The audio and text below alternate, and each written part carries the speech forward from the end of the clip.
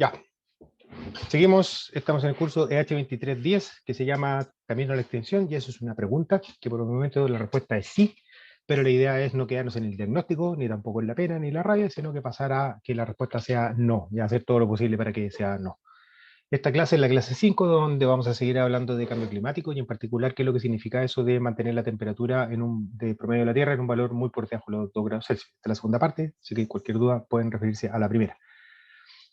Lo primero es volver a situarnos en el contexto del cambio del Acuerdo de París. El número 1 dice específicamente mantener la temperatura promedio mundial en un valor muy por debajo de los 2 grados Celsius, sin olvidarnos del 1,5 grados Celsius, entendiendo que es un valor mucho más seguro, etc. Y este 1,5 grados Celsius se ratificó como meta en la COP22 en Glasgow. Así que se mantiene y la pelea está puesta en 1,5 grados Celsius. Un poquito de contexto, repitiendo lo que yo ya había mostrado, lo que se conoce es que existe una relación lineal entre lo que son las temperaturas, las emisiones acumuladas desde CO2 desde un periodo, una fecha preindustrial, 1870 en este gráfico acá, y lo que sería el aumento de la temperatura promedio de la Tierra, referido de nuevo respecto de ese periodo preindustrial. Y lo que se tenía es una relación lineal, y en el eje X lo que tenemos es emisiones acumuladas. Por lo tanto, la masa total que se ha ido emitiendo desde 1870 hasta la fecha. Y el eje Y es la temperatura. Así que si nosotros queremos de alguna manera acotar la temperatura en un cierto valor, 1,5 o 2 grados Celsius, lo que tenemos en la práctica es una cantidad total de masa que se puede emitir, mucha de la cual ya se ha emitido, ¿ya? Y quedan valores relativamente pequeños de masa por emitir, de manera tal de acortar, de ajustarnos a este aumento de la temperatura. En particular, para poder estabilizar la temperatura en 1,5 grados Celsius, estamos hablando del orden de 400 gigatoneladas de CO2 por emitir, y no hay más, ¿ya? ¿Cómo se pueden repartir esas emisiones? Bueno, esa masa total. Hay diferentes formas. Lo primero que hay que pensar es cómo se van a distribuir en el tiempo. Y en el informe del IPCC para los 1,5 grados llegaron a esta figura de acá que se muestra las eh, emisiones anuales en términos de gigatoneladas de CO2 o billones de toneladas de CO2 por año, eh, que debieran disminuir tal que la masa total sea de estos orden 400 gigatoneladas que yo les decía.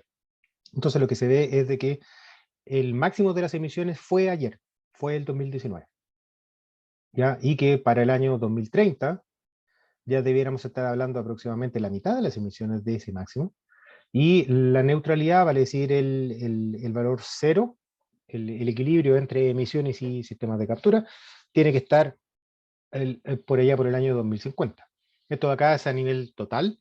Eh, ¿Por qué? Porque claramente hay diferentes responsabilidades en términos de los países, en términos de personas, en términos de acceso a tecnología y una serie de otras cosas, bienestar, etcétera, que hacen que hay algunos países que vamos a tener que adelantarnos en toda esta programación y comenzar a ya pensar a valores de neutralidad antes del 2050, que es algo que ya está en discusión en la ley de cambio climático antes del 2050. Y otros países eventualmente pueden tener un poco más de espacio, pensando principalmente en algunos países en desarrollo, en África o en algunas partes de América o en alguna parte de Asia.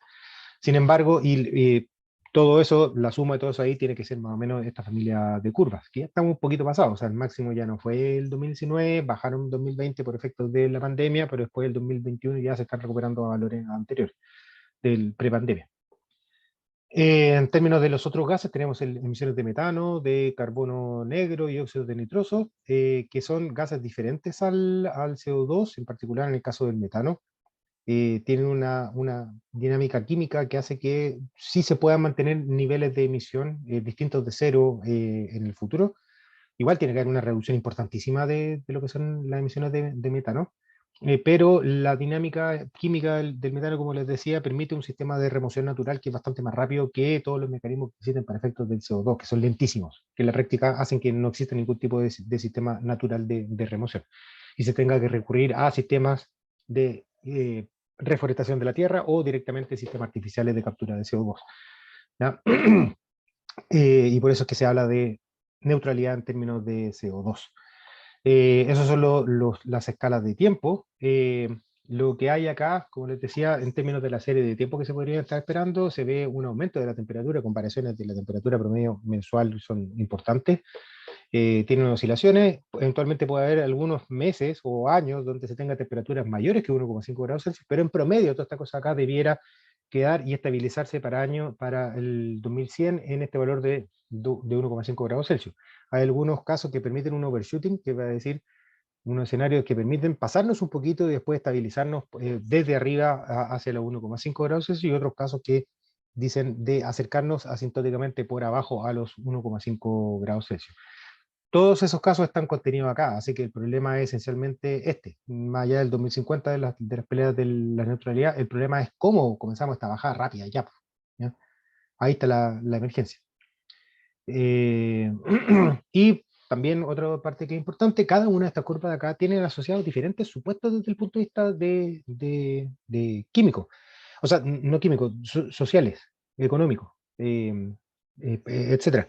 Entonces, dentro de las curvas, por ejemplo, sería la curva P1, aquí está por acá arriba, P1, P2, P3 y P4, que son diferentes curvas asociadas en el sistema. Y cada una de estas curvas tiene diferentes comportamientos desde el punto de vista de lo que serían las emisiones totales por quema de combustibles fósiles, que sería la zona gris, por reforestar de la Tierra, que por el momento estamos hablando de emisiones porque estamos destruyendo la Tierra, pero si pensamos a una lógica de regeneración, vamos a llegar a una zona de captura de CO2 atmosférico por crecer árboles, y sistemas artificiales que serían los BSC, de captura y secuestración y captura de carbono en el suelo. Y cada uno de estos escenarios son una de las diferentes curvas, o sea, son diferentes formas, pero el mundo que hay detrás de cada uno de estos escenarios es absolutamente diferente. El escenario asociado a la curva P1 es un escenario donde hay una rápida reducción de las emisiones de la quema de combustibles fósiles y también un reverdecimiento importante de la Tierra rápidamente. En el escenario P4 se retrasa lo que es el pic de las emisiones por quema de combustibles fósiles y se confía en estos sistemas artificiales que, como les decía, existen en el papel nomás, no existen en la realidad, en la escala que de hablar de gigatoneladas. O sea, hay un par de plantas funcionando que son del orden de kilo o megatoneladas, o sea, estamos muy lejos, varios órdenes de magnitud lejos de lo que se necesita. Pero para efectos prácticos, cada una de estas curvas da lo mismo, son iguales. Hay una discusión política y de formas de ver el mundo muy diferentes, pero da lo mismo cómo lleguemos, o qué mundo tengamos después de todo este proceso, si vamos a tener un mundo altamente tecnologizado o vamos a tener un mundo altamente eh,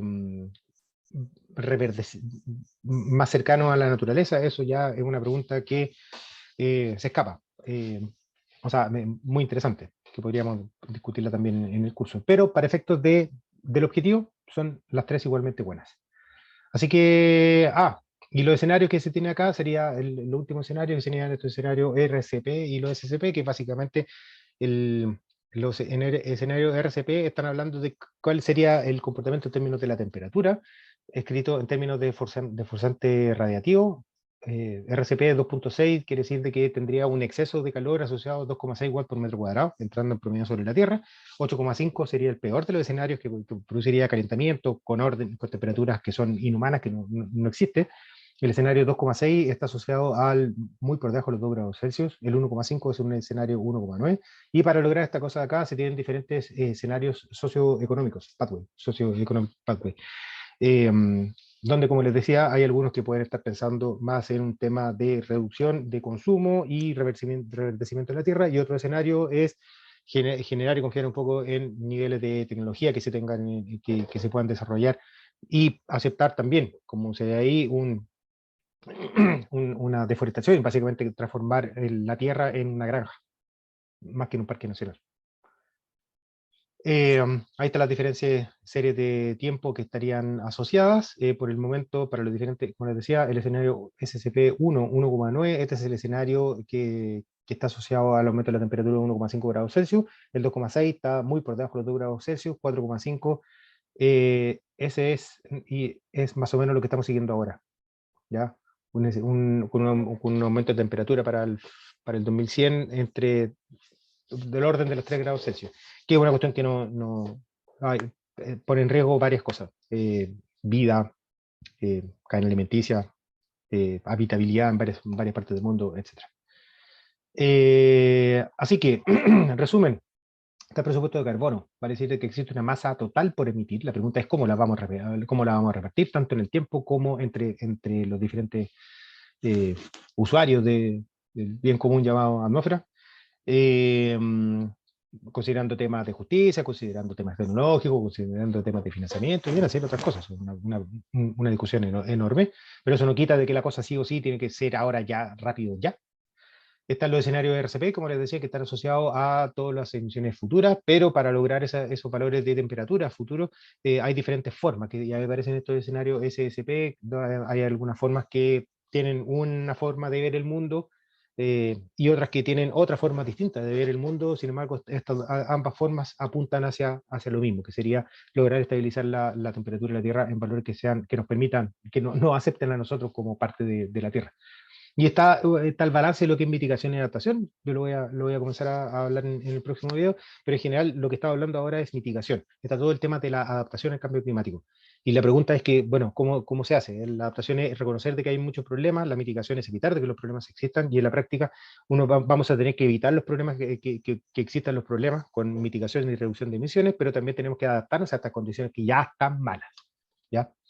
Y van a seguir empeorando. Eso sería por el momento.